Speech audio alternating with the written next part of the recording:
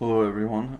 I am going to do my Q&Q for April 20th, and I'm going to start off with the CRT book, the Critical Race Theory's The Cutting Edge. And I'm going to start off with the Richard Delgado piece, and the quote that I'm drawing from is on page 72 on to 73 at the very end of 72. Um, how can there be such divergent stories? Why do they not combine? Is it simply that members of the dominant group see the glass as half full and blacks the same glass as half empty? I believe there is more than this at work. There's a war between stories. They contend for, tug at, our minds. To see how the dialectic of competition and rejection works, to see the reality creating potential for stories and the normative implications of adopting one story rather than another. Consider the following series, each describing the same event. And so then Delgado goes on to kind of talk about the hiring practices of an institution that we don't really get the name of. It's referred to as School X. And so I think one of the things that this quote in particular helps me to understand is kind of what's the difference between story and counter story, right? So as somebody who utilizes like storytelling methods a lot, one of the things that has kind of been a constant struggle throughout this semester has been to figure out how to understand the relationship between story and counter story, right? So I think what Delgado is telling us here is that there are many stories, and the counter story is kind of told from a different like angle and different subject position that kind of counters a grand narrative.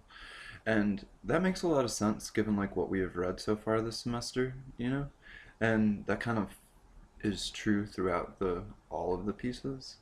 But it is one of the first places that I've kind of seen like it broken down in that framing, right? So like the angle, the positionality of the speaker, it all makes a difference. And who's telling the story and why they're telling the story kind of goes into how like story and counter story should be understood. And also, everyone say hello to Evie. She's a cute little Maine Coon who may make many appearances throughout this video. So I'm going to move on to the Patricia J. Williams, the alchemical notes. Yep. And so the quote that I'm drawing from is on page 99 onto page 100, and it's towards the end as well. So Peter, for example, appeared to be extremely self-conscious of his power potential, either real or imaginistic, as a white or male or lawyer authority figure. He therefore seemed to go to some lengths to overcome the wall of that image I might impose. The logical way of establishing some measure of trust between strangers were for him an avoidance of conventional expressions of power and a preference for informal processes generally. I, on the other hand, was raised to be acutely conscious of the likelihood that no matter what degree of professional professor I became, people would greet and dismiss my black femaleness as unreliable, untrustworthy, hostile, angry, powerless, irrational, and probably destitute. Futility and despair are very real parts of my response. Therefore, it is helpful for me, even essential for me, to clarify boundary, to show that I can speak the language of lease is my way of enhancing trust of me and my business affairs. As a black, I have been given by the society a strong sense of myself as already too familiar, too personal, too subordinate to white people. I have only recently evolved from being treated as 3/5 of a human, a subpart of the white estate. I grew up in a neighborhood where landlords would not sign leases with their poor black tenants and demanded the rent be paid in cash. Although superficially resembling Peter's transaction, such informality in most white-on-black situations signals distrust, not trust. Unlike Peter, I'm still engaged in a struggle to set up transactions at arm's length as legitimately commercial, and to portray myself as a bargainer of separate worth, distinct power, sufficient rights to manipulate commerce, rather than to be manipulated as the object of commerce. So this quote in particular spoke to me a lot because, I mean, in many ways I did definitely find myself resonating with Peter's character and kind of understand that move to kind of find non-conventional ways of interacting, and to kind of flatten what power hierarchies are kind of societally predetermined, right? However, I think it's really important to have this contrast of different subject positions because it kind of shows the privilege in being able to avoid conventional expressions of power.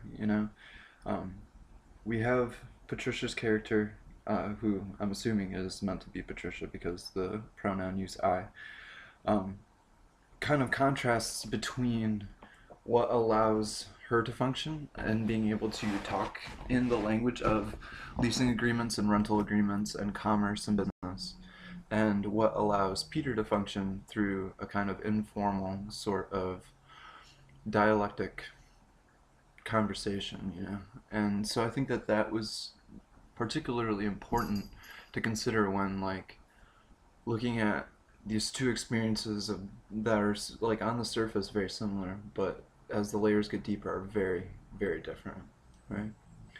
And so I'm gonna move on to a plea for critical race theory counter story. And so I'm gonna be reading a fairly large page here on page 46, pretty much the whole page, just to kind of get a feel for what's going on. And that's one of the things that I noticed throughout these narratives in particular. It was hard to just kind of pick one quote, right? There wasn't one sentence said by anybody that really particularly stood out, or like one paragraph or one shorter quote. A lot of times it was like a page worth of conversation.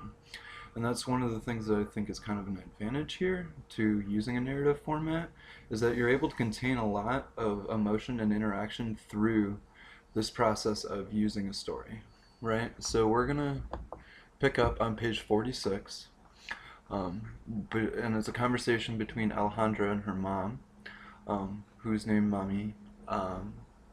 So the context for this is that Alejandra is trying to talk about progress and potential in terms of like joining a doctoral program. And so Alejandra kind of goes through an account of some white professors who are kind of saying that you may not succeed because of fit, and then goes on to discuss with her mom what fit means and what it looks like. So starting on 46, Mommy, which professors? Alejandra. I've only taken 4 courses so far, and Dr. Burton is in Brazil for the semester, so besides Dr. Mosley, it had to be Dr. Hayden and Dr. Tanner. Tanner, that babosa who gave you a C? Yes, her. Oh, great. So anyways, he said they all talked about my work in the program, and he told me that they all really liked me as a person, and mentioned that Dr. Tanner had said how sweet I was because I brought Mexican cake to class one day to share with everyone. That's nice, mija. You did that? No, I didn't. It was leftover cornbread from a barbecue place I went to the night before, and as you raised me not to waste food, so I brought it to share rather than throw it away. What? And because you're Mexican, she assumes it's Mexican cake? Didn't you tell me once she's from the South? How can she not recognize cornbread when she sees it? I don't know, Mommy. I think Dr. Mosley was just trying to give me a compliment before dropping the bomb. Okay, so besides the cake, what else did he have to say? He said each professor had specific concerns about my writing, my research interests, my classroom participation, and my overall fit for the program. Fit? What do they mean by that? I don't know. Dr. Mosley's concerns about my research interests were really confusing. First, he asked how I think the fields of sociology and rhetoric and composition are related. But before he let me answer, he asked, do you really think the discussion of race still has a place in this field? Which I guess is his way of saying that the field has already discussed race. Um, and and so then her mom replies, Alejandra's mom replies, and so by fit, he's saying your research interest and race aren't fit for this field.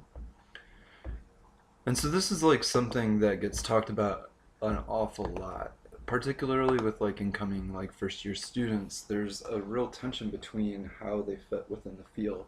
And there's, on the one hand, there's this notion that rhetoric and composition is everything.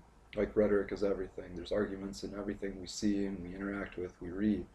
But then it's also like a double-edged sword because while it is everything, you have to be able to like specify how it becomes everything, right? And so it's used as almost like a weapon against students that want to look at things that aren't necessarily a direct connection. So in this case, race is the example, right? And I can't imagine like how that conversation actually like would play out, particularly given like today's political context. I don't know if anyone would per se say that race isn't fit for discussion. However, I could totally see how someone would try to steer a student away from like a hot button topic.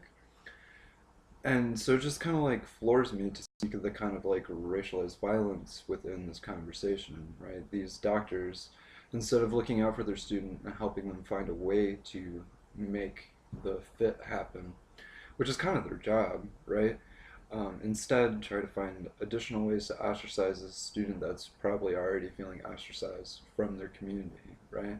And within this conversation, it also shows how grades are used as a weapon in graduate school, right? To get a C would pretty much imperil almost anyone's TA line, particularly with only the 4 courses that Alejandra says that she's taken, right?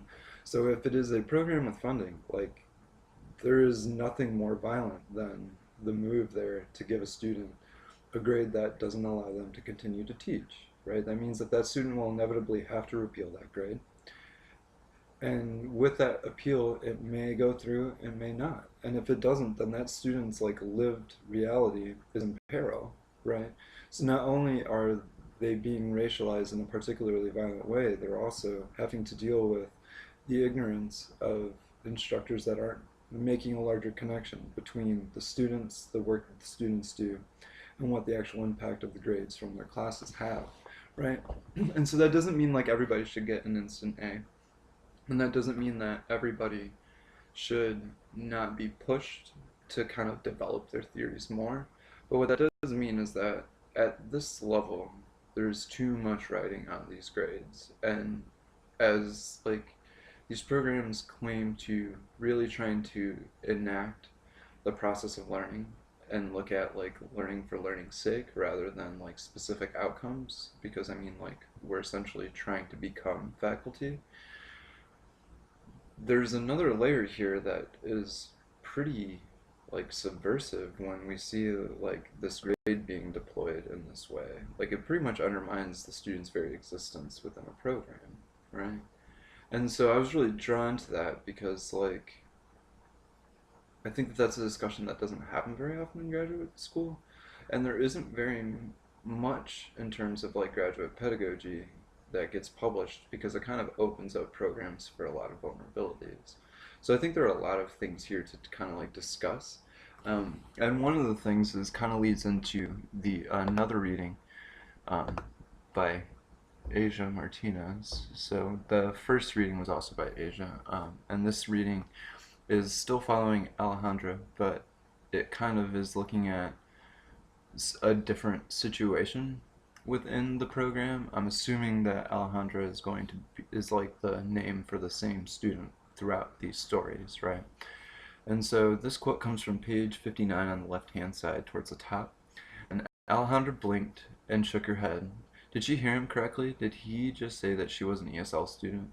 Did he just say her writing was not at the A level because he assumed English was her second language?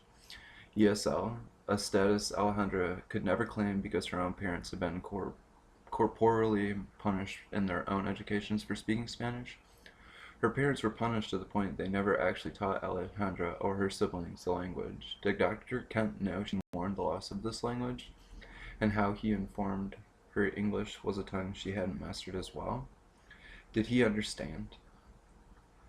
I think this is a conversation that happens a lot with folks that are bilingual, or functionally bilingual, or have a language that is kind of lost because the cultural oppressions of the United States infrastructure. And it kind of directly relates to how these structures of violence are continually enacted by these people with power, right? So we see a professor here kind of saying that no matter how Alejandra works, her writing will never be at the A level because of a perceived deficiency, right? And it's like really, I don't know, man. Like in a day and age when there are apps to learn languages, when there are different types of media striving for language revitalization and connecting to like cultural languages and different processes of speech, I really find like this entire situation just like very problematic, because it's like a violence that is so passive aggressive that is like it's just like deeply embedded within a person's perception, right? So it gets back to like these notions of like structural violence and structural oppression. But then we also see like again somebody who's supposed to be like a mentor, someone who's supposed to be there for their students, wielding that as a weapon, right? And like on the one hand, as like as like a person who's worked in the writing center for a long time, like I've seen a lot of differences between language proficiency, but I really kind of believe that it's like the student's choice for how they want to approach that. If their grammar in air quotes are like is poor or not at a standard English like level, right? I totally think that that's a conversation that should happen, and it's a conversation that should be talked about. But at the end of the day, it is just like it's just that it's just like a situation, right? And it's up to the student to determine whether or not those are things that they want to learn. And I think that this is like particularly interesting because it takes too much for granted, right? This professor is making assumptions that there is no real basis for. And as we see from Alejandra's perspective, that basis is like even less founded because of the cultural and systemic violence that her parents like dealt with, you know? And I think that that's kind of one of the ways that we see discipline enacted within the academy, like today and for like ever, right? And without being willing to directly address that, I don't really know what kind of changes can be made because like it requires like a certain amount of like fortitude to just be like, what are you doing to someone who perceivably controls all the power, right? And that's kind of what Alejandra's questions are like trying to get the audience to consider. Like, how does Alejandra engage with that power dynamic? What is her means of agency in this case when it's somebody that's like clearly has the potential to be a gatekeeper or not, right? Yeah. That's also like the other thing that comes with like the telling of these stories, right? Like it kind of exposes in ways like the types of cultural violence that still happen, right? So when we look at the other readings, the other two readings for the week, we do see a conversation about the pipeline and like the percentage of Latinx students like that are able to kind of function within the academy, and it states like 0.2% of Latinx students are able to gain a doctoral degree. And the percentages are like decrease as the levels of education increase, right? And instead of thinking just solely about how this has an impact on students and how this like type of violence like directly impacts their lives, it almost seems like the kind of like person whose perspective I guess would be the dominant narrative here. It just like these stories kind of show how blind and not very thoughtful those folks are, right? So the next quote is going to come from the Bazille. I'm probably not pronouncing that right, but Rhetorical Revolution, Critical Race Counterstory, and the Evolution of White Democracy. And so on page 242, starting on the end of the left-hand column, Black activists bolstered their well-reasoned arguments with personal experiences, outlaw emotions, and religious rhetoric to challenge at least four controlling narratives of the day. First, by using personal experience and eyewitness accounts, black abolitionists countered pro-slavery propaganda that insisted that slaves were uncivilized beasts of burden who were happy with their lot in life. Second, by writing, publishing, and circulating the detailed arguments against slavery and the wretched treatment of free blacks, the critical race counter-story telling of the black abolitionists mounted a fierce opposition to the growing body of racial propaganda, which insisted that all blacks were incapable of reason and as such inferior to whites in every way. I'm going to read one other quote because I kind of think that these are in conversation with each other here. So on page 245, right hand column, about within that first paragraph, by the time Douglas publishes his in 1845, fugitive slave narratives are more than adventures. They are also becoming incisive political critique, all be they paradoxical. They often reflect the power of Enlightenment reason, as Smith observes, at the very same time that their form refuses the dispassionate, objective pursuit of truth held up as rationalist ideals. It is this conundrum, as we see in Douglas's narrative, that exposes the conflation of whiteness and rationality and suggests that one's reason is inextricably linked to one's experiences of the world and the feelings that those experiences generate. And so I think kind of here, like, we see a move to kind of discuss how these fugitive slave narratives came to function and to kind of dispute any claim that there is no rational thought or capability by, like, black people, right?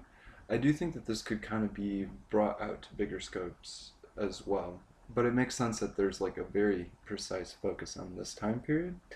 Because, I mean, when we're doing these articles, we have to find a means of focus, right? So, like, while I do think that this notion of rationality, and as, like, delineated from the Enlightenment, also kind of feeds into the same, like, examples we saw in Alejandro's case, I don't think that it's necessary for this article to make that move, right? Because this article is talking about Frederick Douglass, and it's talking about different fugitive slave narratives and how they position black abolitionists against or like in tandem with like white abolitionists. And one of the interesting things that I found from this article is that it really kind of puts into question a lot of the reasons I thought, like on a personal level, that white abolitionists were fighting for like the freedom of slaves, right? I mean, you'd perceive, at least I thought that to some extent there was like a connection on a human level, and that connection on a human level then prompted the the deployment of power in a particular way. And so like white abolitionists perceived themselves as having power, kind of like as we saw with the Peter example earlier on. And trying to like deploy that power in a very particular way to fight for the freedom of like African Americans, right? However, this article kind of puts that into question because it shows that the very vastly different approaches between black abolitionists and white abolitionists. And while I suppose on the one hand that does kind of like further the black-white binary, I think it only does so like given the context of what we have read so far. So had I read this article in a like different order, I don't know if I'd necessarily make that kind of connection, because I do think that the way that the article is just kind of presenting the information, there's a lot of room to kind of like make connections between and across these different counter stories, right? And by using a fugitive slave narrative, we're trying to understand the ways in which like scholars and people of color and intellectuals of color and everyday people of color are kind of turned into outlaws, so then the government has a rationale to control their bodies, right? And it's also getting at like that embodied experience of like what does it actually mean to be a person of color in this country, right?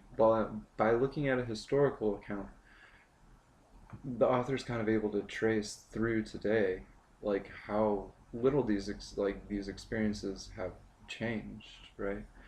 And I think through some of the other readings, particularly the ones that talk about how every anti-discrimination law has been used at one time or another for discrimination, I think that it kind of like begs that question of that, how and why does that happen? What is the need to create these laws in the first place that just end up being used to reinforce the same system, right?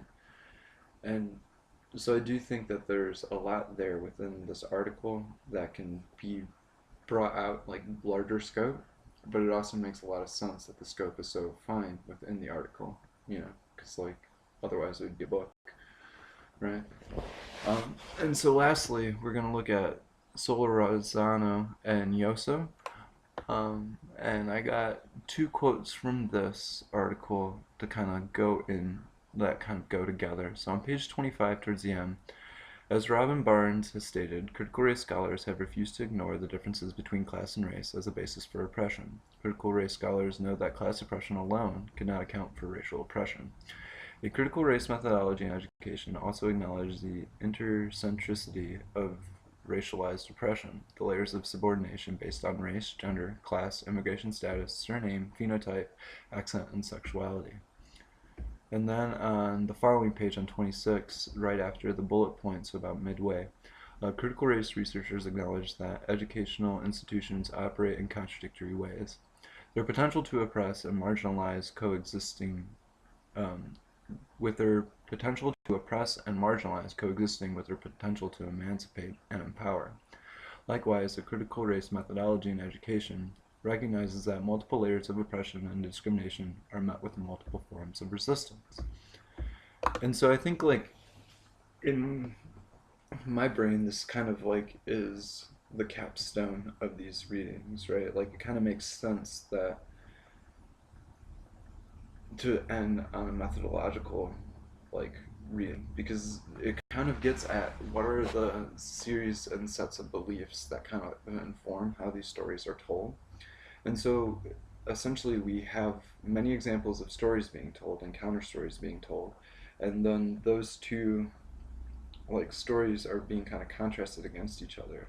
But what this like text in particular does is it shows that this is why they are often contrasted with each other, or this is the process behind the creation of these counter stories, right? Um, and I don't think that it's unintentional or that it should be ignored that a methodological text, they're really hard to write, man. Like they are just difficult to wrap your mind around because there's always room for additional methods. There's always going to be room for additional thoughts. But at the end of the day, what methodological texts are trying to do is provide one semi-concrete with flexible like means of conducting research, right? So I was thinking a lot about Linda Tudor Smith's decolonizing methodologies while I was reading this article, because that's a full book, right? Like trying to break down what decolonial methods or methodology could look like, right? And what it does look like within Smith's context. Here we see one article that is 22 pages, very similar moves trying to be made, right? And it kind of begs the question for me if there is such a possibility for kind of like not reducing but like summarizing or making enough of a platform within an article to kind of describe and put forth a methodological framework. Like I'm really wondering if these 22 pages are able to build enough of a framework that without the other examples that we have this week, it could stand alone, right? And the more and more I thought about this, the more I kind of realized that that's not necessarily the point. The point is actually for this article to be read in tandem with examples of counter story and story, and like dominant narrative and counter narrative like working in tandem together, because it is the examples that Solorazo and Yoso are talking about. right? Like we see the practices put into place through reading this text. And we also see what kind of moves and meanings are attempted to be described and produced through the use of the counter story, right? And on the one hand, like while I kind of wanted more within this one article, I kind of also know that like that's not really seeing the article for where it's at and what is actually like capable of being done within 22 pages. And I kind of also shaped this Q&Q in the opposite order in which I read the pieces. So this is like the piece that I've been thinking about the most because I read this first to kind of get a grounding, but I didn't really feel very grounded after reading this article. It wasn't until I got into the Delgado and the Williams pieces, which I read last, that I started to actually be able to backtrack. And so then I reread this article after I read all of the other examples of story and counter story, like working and talking to each other, right? And that's the point at which I kind of saw what were the sections that made the most sense or showed me the most in terms of what this methodology looks like, right? So we have like those two quotes, and I definitely think they're speaking in tandem to each other because we saw different ways that the academic system is functioning to oppress and to empower through the examples of the counter stories that were paired with this reading, you know? And I often think that that's, on the one hand, it's great that many people are are achieving higher levels of education, but at the same time, it also kind of begs the question of like, what about student loan debt, right? Because like, sure, the knowledge itself is empowering and it allows a particular type of social mobility, but what it doesn't necessarily provide is a way of navigating the outcomes after the education is over, right? And I think that that becomes particularly apparent with Alejandra's case in both of the readings for this week. You know, there are assumptions being made, potential moves to be made to keep Alejandra out of continuing higher education, right? And those moves kind of come full circle whenever we get to this methodological piece because like it's a demonstration of the oppressive power and the empowering power of academic systems, right?